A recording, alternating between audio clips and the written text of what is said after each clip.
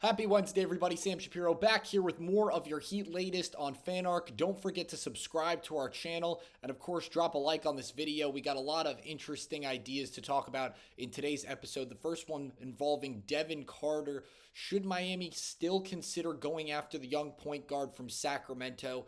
And quite honestly, I think there are both sides to the argument that you could make. Really, either yes, trying to invest in a guard that's already kind of established himself in the NBA a little bit, and no, because of who Miami is kind of considering and who they've really been going after in terms of the roster depth they could invest in over the course of this upcoming season. So on one side, you could definitely argue, yes, Devin Carter would be good for Miami to go for because Miami would be trading for another guard that has kind of, got a little bit more potential just because he's a younger guy that could get out there and hopefully develop into a better point guard for this team going into the regular season.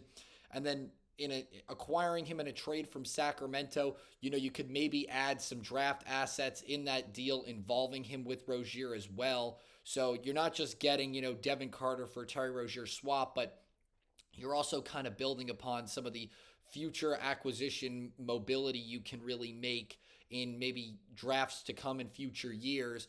So you are getting some draft capital and you are getting a quality player. You're not getting pretty much absolutely nothing for Terry Rozier. But on the contrary, I would say honestly, it's kind of not worth it just because you just signed Drew Smith, clearly showing that you're invested in him, potentially being a rotational guy in Miami's lineup. And then you're also looking at guards going into training camp like Ethan Thompson and Jameer Young that could really fill the same niche as a guy like Devin Carter, despite what you do with Terry Rozier. So drop in the comments if you think going after Devin Carter at this point is really worth Miami's time anymore. I think there's definitely an argument that he could add some depth to Miami's team, but I think at this point in time, it's not, I don't really think it's worth Miami's efforts just because of some of the guards they could have coming in that could kind of fill a similar position to, what Carter would kind of fulfill, adding depth to Miami's team if he were to come to the 305. So drop in the comments what you think. I definitely think it's one of those moves that you could really play devil's advocate and make the argument for on either side.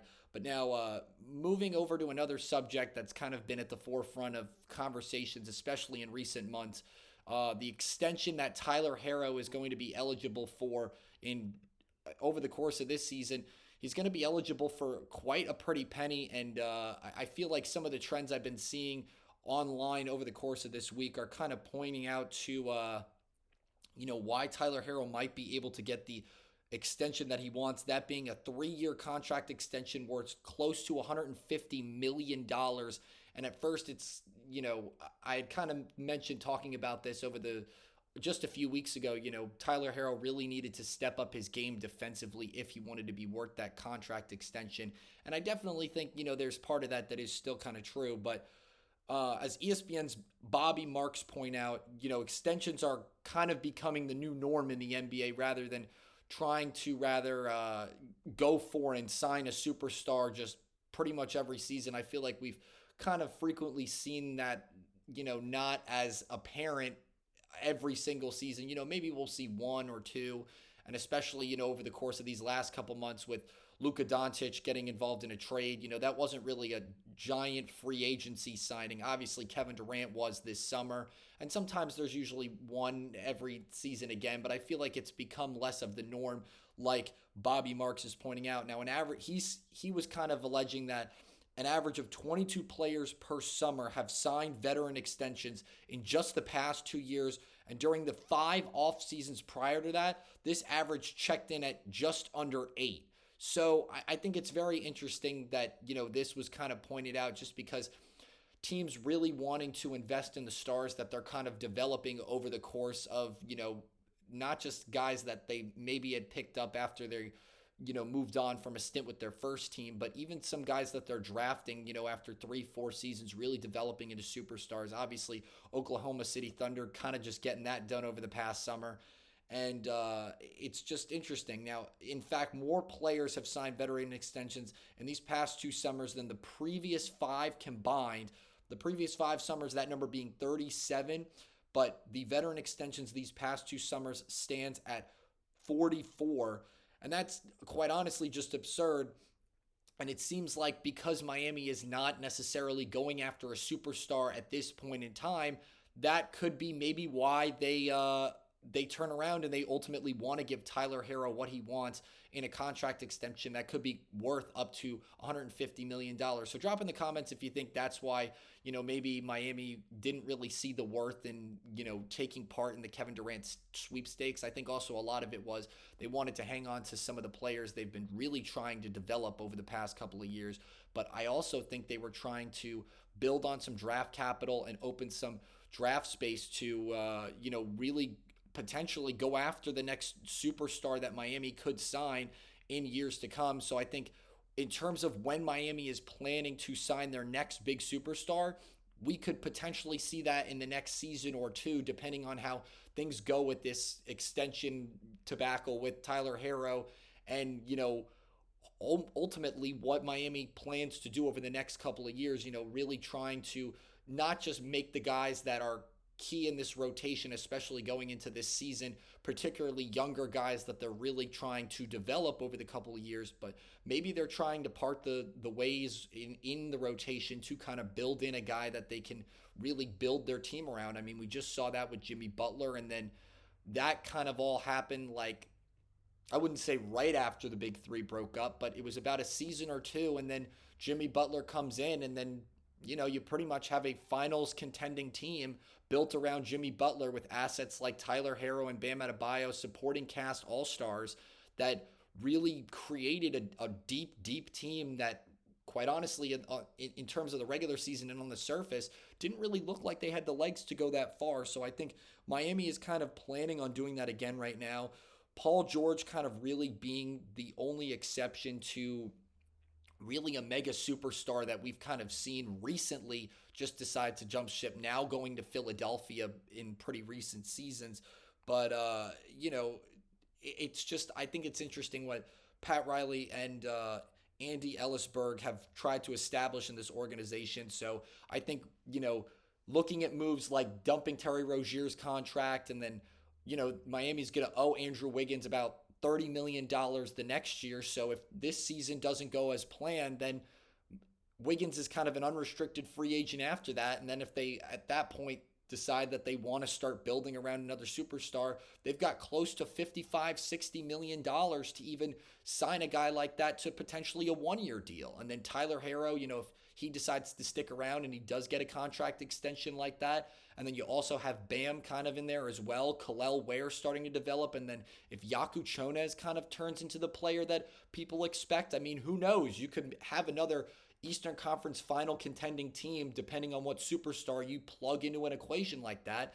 And I mean, to kind of put food for thought, I'm not saying we're going to sign LeBron James again, but I'm saying LeBron's making about $50 million a year. So even if you were going to sign a superstar player to a 2-year, $60-ish million deal, you could maybe get at least another all-star and then have a big three and whatever all-star you choose to sign, Bam Adebayo and Tyler Herro. And I know I've kind of talked about, plugging in a guy like Ja Morant potentially in there. DeMar DeRozan's been involved in hypothetical trade talks with Miami over the course of this summer. So you plug in another guy like that, and quite honestly, you could see Miami trying to build this mold around another, a third piece or an even bigger piece than Tyler and Bam kind of are right now. So drop in the comments if you think Miami is kind of, carrying things out in a way this season so that hopefully going into next offseason, they're in a very prime position to sign a superstar type of player, or even bring in a guy like Giannis. I mean, they're not going to get away with paying Giannis $60 million on a one-year deal, I don't think. But, I mean, depending on how the cap space frees up, what players they don't want to hang on to going into the next season, and how some of these pieces develop over the course of, the next 6-8 months, we could see more hypotheticals from Miami truly landing a superstar become more realistically into fruition than they have been, especially after the whole Kevin Durant thing kind of died down and he decided that he was going to take his talents to H-Town. But now moving over to some other news with Miami, just involving a recent kind of report that came out from Bleacher Report over the past of this week. Bleacher Report was kind of predicting the Mount Rushmore for every franchise over the last, I believe, 25 years.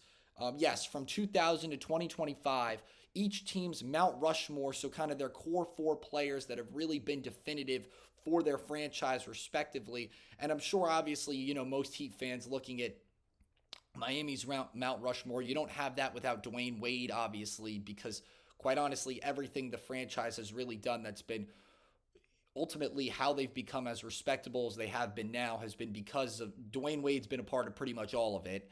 And you can't really look at that equation either without LeBron James, just because the back-to-back titles during his time there, the 4 finals appearances during his time there with D Wade. So obviously Wade and LeBron making that Mount Rushmore as well. But the interesting thing that I thought was Jimmy Butler and Bam Adebayo were the other 2 players named on that list, and not Chris Bosh. Drop in the comments if you think Bosh should have maybe made that list over Bam or Jimmy. But I definitely think Jimmy had definitely solidified himself on that Mount Rushmore, just because, quite honestly, nobody had expectations that he was going to bring Miami to 2 additional finals appearances so quickly after the big 3 kind of dissipated. So that's kind of why I would make the argument that Butler definitely deserves a spot on that roster. But when you're looking at it, in terms of Bosh versus Bam, they're kind of the similar position. They formed, similar roles in terms of the team's overall success and being a very focal part of the team, making a big run towards potentially winning another championship. And Bosh ultimately was there for Miami to get over the hump, but Bam unfortunately hasn't done that quite yet. So I think you can really make the argument as to, yes and no, Bosh did or didn't get snubbed. I would say if you're going to argue, yes, Bosh got snubbed because, he did contribute to Miami teams that did win back-to-back championship teams. And he also helped the USA Olympic team win a gold medal, the Redeem team, back in 2008. Granted, he was on Toronto during that stint. So, if you're not counting it as a Miami accolade, that also makes sense as to why, maybe he would be more seen of a Toronto Raptors type Mount Rushmore player. But, in the grand scheme of things, he was definitely a focal part of Miami, and when the big 3 kind of started to fall apart a little bit, he was still there for a lot of times. Miami remained somewhat successful before, LeBron ended up going back to Cleveland. Dwayne Wade kind of took his stint outside of Miami for a little bit, and then, he was kind of just there, and then the blood clots ultimately diminished his career a little bit. But, what he was able to be part of in terms of Miami's success, I definitely think gives him the argument to be on Miami's Mount Rushmore. But I think a lot of people would also argue no, just because of, you don't have Bam in that equation, especially since he's been drafted by Miami. Who knows if they're even going to the finals, any of those 2 appearances? Who knows if they're ever going to be, in a playoff conversation, or they're even like on that pedestal of being an elite team in the Eastern Conference, which quite honestly is significantly weaker than the Western Conference. So you even put Bam on a Miami team that hypothetically plays in the Western Conference. Who knows if they're even in those playoff talks? But, well, especially if you take Bam out of there, then that Miami team isn't even competing with most of those teams in the West. So again, I would say, I don't think it's completely a snub that Bam was put on there, because Bam was a focal piece in both championship runs over the last couple of seasons for Miami. And he also just helped Team USA win an Olympic gold medal in 2024. And he was a huge part of that team, especially on the defensive front. He helped, like I said, a weaker Miami team get over the hump with Boston. I think if you take him off that team, Miami maybe wins once, or at least one of those series. But there were on so many accounts, Miami was able to, time and time again, get the last laugh over Boston in just so many different games because Bam was there. The iconic, block Jason Tatum trying to go for the poster for the wing dunk. Kind of ultimately, if you take him out of that game, Boston wins on a Jason Tatum slam. So I just think that there's definitely an argument for, putting Bosh on that Mount Rushmore. But if you take Bam out of what this franchise has been able to do, especially since the bubble, really, Miami is not even in the conversation for being an elite team in the Eastern Conference. You also can't forget Bam was part of an NBA All-Defensive First Team and 4 times All-NBA Defensive Second Team from 2020 to 2023. So, Again, I see the argument for both of those players potentially being there, but I'm not upset at all that Bam was on that Mount Rushmore. And that's going to do it for today's episode of your Heat Latest here from FanArc. Don't forget to drop a like on this video and, of course, subscribe for great daily content all pertaining to Heat culture right here Monday through Friday. I hope you have a great Wednesday, everybody. I'm Sam Shapiro. Have a good one.